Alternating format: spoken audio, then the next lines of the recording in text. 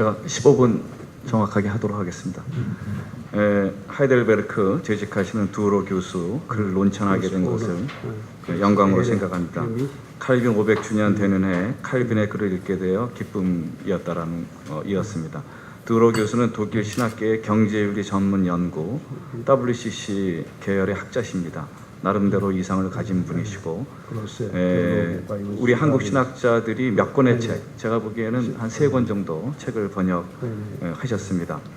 이런 책들에서 보는 대로 그는 오늘의 자본주의와 세계화의 논점들을 성경과 신학적 입장에서 비판적으로 조망해 오신 그런 분이라고 볼 수 있습니다.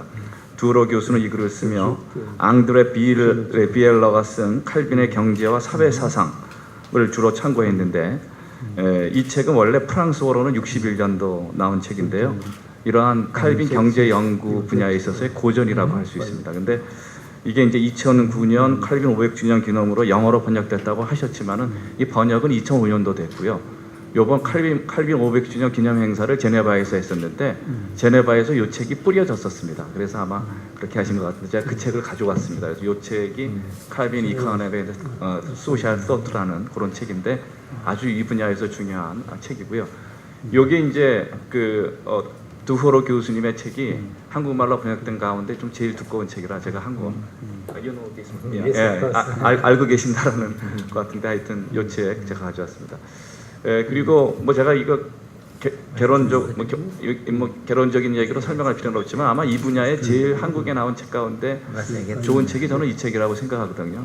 번역도 괜찮고. 그래서 건설적인 혁명가 칼빈인 프레드 그레엄이라는 사람이 쓴 책인데 균형 있게 쓴 책입니다. 그래서 요 3권의 책 아주 중요하다라는 것을 말씀드리면서 말씀드리겠습니다. 두로 교수는 이 글을 통해 종교 개혁자들이나 칼빈이나 루터가 초기 자본주의 문제되는 태제들을 그대로 승인하고 있지 않음을 설명한다. 오히려 그들은 당시 새롭게 발흥하려는 자본주의적이며 제국주의적인 도시 경제를 견제하는 언급도 많이 했다라는 것입니다. 그 내용들을 신학하였음을 두로 교수는 설명했습니다. 이런 의미에서 막스 베버가 그의 책 개신교 윤리와 자본주의 정신 이 책을 보게 되면 칼빈이 아주 자본주의를 일방적으로 이제 옹호한 것 같은 느낌을 주는 책인데 사실은 요 베버의 이러한 태제에는 잘못이 있다라는 거죠. 또 베버가 연구한 게 칼빈 자체도 아니고 칼빈주의에 대한 연구를 했고 또 베버가 가져왔던 여러 가지 뭐 박스터라든가 이런 사상가에 대한 이해에도 문제가 있는 그렇게 이제 보고 있습니다. 그래서 그거는 뭐 많은 학자들이 그렇게 또 언급하고 있는 내용이라고 볼 수 있습니다. 두로 교수는 칼빈이 자유방임의 시장 경제 및 통제가 없는 금융 수익에 대해서 반대 의견을 가졌음을 상세히 설명했습니다. 자본주의를 정당화하기 위해 종교 개혁자들을 이용할 수 없다라는 것이 두로의 입장입니다. 그래서 그 종교 개혁자들의 입장이 자본주의의 어떤 그 근거로서 이렇게 말하기가 좀 어렵지 않나 이렇게 이제 언급하고 있습니다. 오히려 종교 개혁자들의 사상은 이후에 마르크스가 상품 돈 자본에 대한 물증 숭배라고 언급한 내용에 간접적인 기여를 한 거라고 두로 교수는 평가합니다. 요글 자체로 두로 교수의 입장을 봤을 때에는 이 칼빈의 입장이 오히려 사회주의를 지지하는 것 같이 보이는 딱 그런 것은 아닌데요. 두로 교수의 입장은 그런 것은 아닌데 이제 그런 약간의 뉘앙스가 있어가지고 약간 좀 그 어려움이 좀 있습니다. 이제 그런 그 경향이 있다라는 것을 말씀드리겠습니다. 두 번째, 경제윤리와 연관된 칼빈의 신학적 기반에 대해서 이제 두로 교수가 먼저 설명했는데요. 그 신학적 기반에서 창조 타락 회복을 얘기했어요. 그러니까 원래 경제 문제에 있어서 인간이 연대성, 소리다리티를 가지고 창조됐는데 타락해서 그것이 파괴됐고 예수 그리스도가 그걸 회복했다. 그래서 중요한 개념이 연대성이라는 개념입니다. 이게 소리다리티를 상실했고 회복했다 이렇게 이제 표현했습니다. 그 다음에 세 번째, 칼빈의 부와 빈곤에 대한 이해에서 이 부라는 것이 빈곤, 가난한 사람들을 위한 부가 돼야 된다라는 거죠. 아까 이제 강조하면서 나눔을 위한 부가 돼야 된다. 동시에 이 부라는 것에 대한 것을 그 하면서 번영주의적인 기복신학적인 입장으로서 이 부를 해석해서는 안 된다. 예를 들어서 한국에서 같이 뭐 잘 믿어가지고 축복받은 거다 이렇게 얘기하면은 곤란하다라는 거죠. 이제 그런 것은 번영주의적이고 기복주의적인 생각이다 이렇게 비판적으로 봐서 네 번째 다음 페이지 가서 경제 정의를 위한 칼빈의 법적 제도적 대응에 대해서 이 공동선 커먼굿이죠. 이런 국가의 개입이 있어야 된다라는 거. 그러니까 국가의 개입을 한다라는 거는 이미 또 자유주의 시장 경제하고 거리가 있는 거거든요. 그래서 어느 정도 개입을 할 수 있느냐, 인터벤션의 그 폭이라는 게 굉장히 중요한데 아무튼 국가 개입에 대한 그 얘기를 칼빈이 했다라는 겁니다. 법률에 대한 많은 식견을 가지고 있었던 칼빈은 다른 어떤 종교개혁자들보다 교회와 국가 내의 나눔과 연대의 질서를 만들기 위해서, 그러니까 이 칼빈은 법에 대한 관심이 많았기 때문에 정책적인 개입의 문제를 중시했다라는 겁니다. 당국자들은 사람들이 죄에 의해 지배받지 않도록 예방하기 위해 경제 문제들에 개입하는 역할을, 이 개입한다라는 것이 어느 정도 통제 경제하고 가까운 거거든요. 국가는 공동선을 위해 경제적 문제에 과감히 개입해야 된다.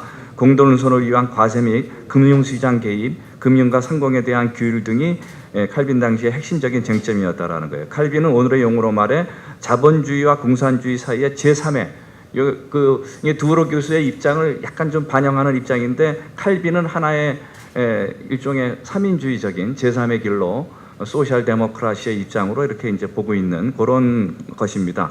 그는 사유재산을 인정했거든요.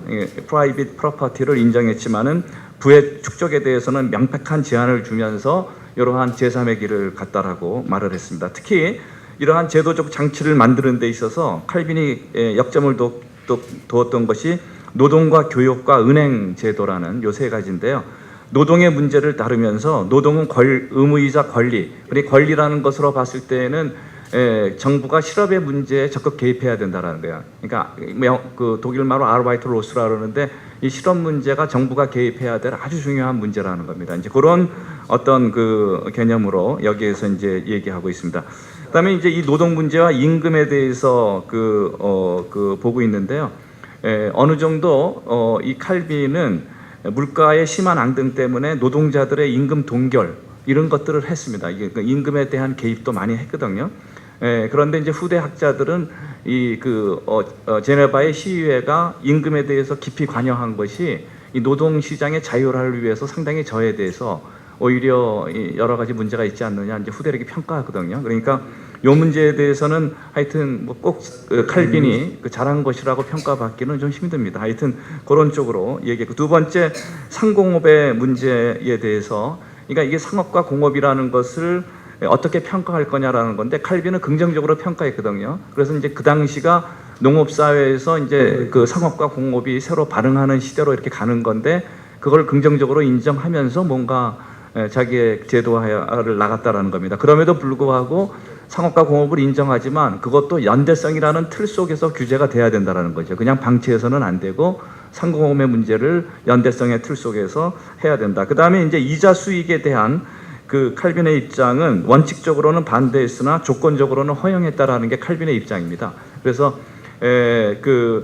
칼빈은 특히 뭐 어떤 이자 수익에 대해서는 반대했느냐면 가난한 자들이 먹고 살기 위해서 이제 할 수 없이 돈을 꾸게 됐을 때 그런 경우에는 이자를 거의 안 받아야 된다는 거죠. 그러나 장사하기 위해서 돈을 빌리는 거 그런 거를 생산적 금융, 프로덕티브 크레딧이라 그러는데 그런 것에 대해서는 돈을 받는데 거기에 대해서도 칼빈은 고리대금업은 견제했고요. 한 몇 퍼센트 정도까지 받을 수 있다고 얘기했느냐 하면 한 5% 정도까지는 가능하다. 그러나 그 이상을 받으면 안 된다. 이렇게 이제 얘기했는데 칼빈이 이제 1544년부터 57년 사이에는 5%를 이렇게 유지했는데요. 57년 정도가 되면은 요게 퍼센티지가 조금 올라갑니다. 6.67%. 그러니까 그게 시종일관 5%는 아니었고요. 그래서 때에 따라서 조금 퍼센티지가 바뀌면서 약간 유연성을 갖는 그런 입장에서 그러니까 칼빈의 전체적인 이자율의 입장을 일괄적으로 5%다 이렇게 얘기하기는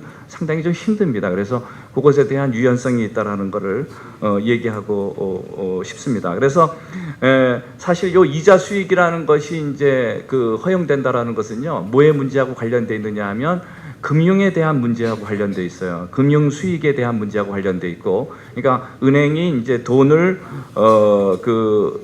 빌려주고 돈에 대한 그 수익을 취하는 거고, 그것이 이제 뭐하고도 관련돼 있냐면 펀드에 대한 투자 문제하고도 연결돼 있거든요. 그래서 과연 칼빈은 이러한 금융 수익이라든가 펀드 이런 것에 대해서 어떻게 생각했을 것인가라는 이 두브로 교수의 그 입장이 있습니다. 그래서 제가 보면 돈은 실물 경제에 기여해야 하며 동시에 공동선에 기여해야 되는데 돈은 전문적인 머니 딜러의 이윤을 만들어주는 상품이 되어서는 안 된다.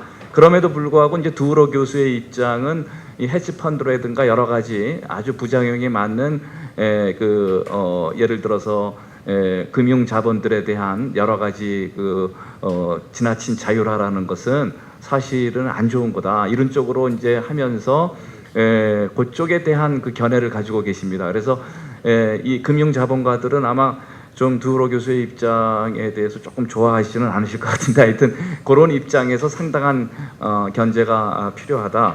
그래서 이제 그러한 한계의 신뢰로 그 두브로 교수가 중국의 예를 들었거든요. 이게 중국이라는 나라는 최근에 금융 위기에 있어서 약간 모면을 했었는데, 그 중국의 금융 위기를 모면한 것이 그 헤지 펀드라든가 이러한 쉽게 말하면 여러 가지 금융 자본들이 자율화되는 것에 대해서 국가적인 통제를 가했기 때문에 그렇다라고 이제 평가하고 있거든요. 그래서 오히려 이러한 정신이 중국이 그러한 금융 자본에 대해서 통제를 한 것이라는 것이 이 칼빈의 입장과 상응하는 것이고, 이제 그런 입장에서 오히려 이런 제도라는 게 이제 추천될 만하다, 이제 이런 쪽에 말하고 있는데, 근데 사실 한국과 같은, 제 생각에는 뭐 한국과 같은 나라가, 중국은 워낙 핵무기도 있고 이제 거대 나라이기 때문에 그런 것이 가능하지만, 과연 한국 같은 나라가 이런 것을 개방하지 않고 견딜 수 있는지에 대해서는 이게 상당히 의문이거든요. 그러니까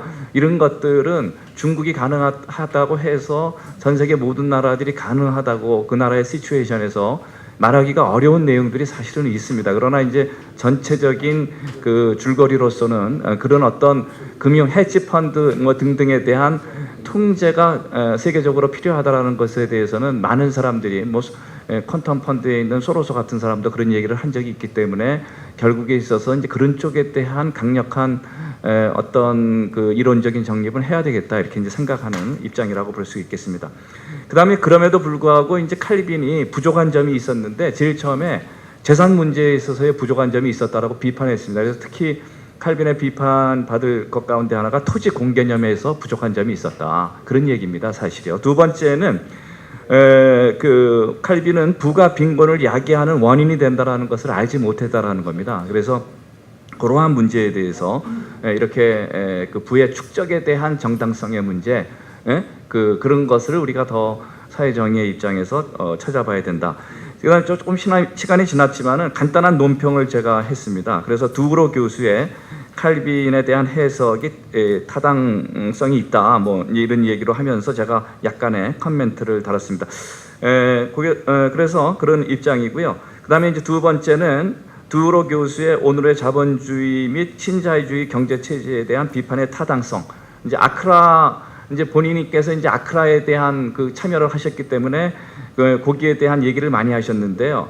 근데 아크라의 어떤 입장이라는 것도 무조건적으로 사회주의 쪽에 어떤 옹호를 하고 있는 입장은 아니거든요. 제가 이제 아크라의 본문을 공식 번역을 그대로 가져왔는데, 교수님이 강조했던 번역도 18조하고 19조인데, 여기에 보면 19조는 그러므로 우리가 신자유주의 자본주의와 절대적 계획 경제를 포함하여 그 경제 구조가 어떠한 형체를 띠든지 간에 이렇게 이제 얘기하면서 하나의 제3의 길을 얘기하고 있는데, 요 글 자체에서도 신자유주의적 자본주의도 아니고 또 절대적 계획 경제, 이 절대적 계획 경제라는 게 공산주의나 사회주의 경제 체제거든요. 그러니까 아크라도 일방적으로 예를 들어서 신자유주의 신자유주의적 자본주의만을 비판한 것은 아니다라는 것을 제가 약간 커멘트를 달았습니다. 그래서 제가 이제 두 가지의 질문을 했는데요. 이 칼빈의 해석, 이 두 가지의 질문은 칼빈에 대한 경제 문제를 해석하는 사람들이 언제나 관심을 갖는 그러한 문제입니다. 첫 번째 질문은. 그래서 일단 그 질문을 해야 교수님의 어떤 그 칼빈에 대한 입장에 대한 뉘앙스가 분명하게 드러날 것 같아서 제가 이제 첫 번째 그런 질문을 했고요. 두 번째 질문도 그거하고 좀 연결된 질문입니다. 그래서 제가 이거를 뭐 영어로 하라 그래서 제가 간단하게 설명이 되셨겠지만은 영어로 이제 잠깐 말씀을 드려보겠습니다.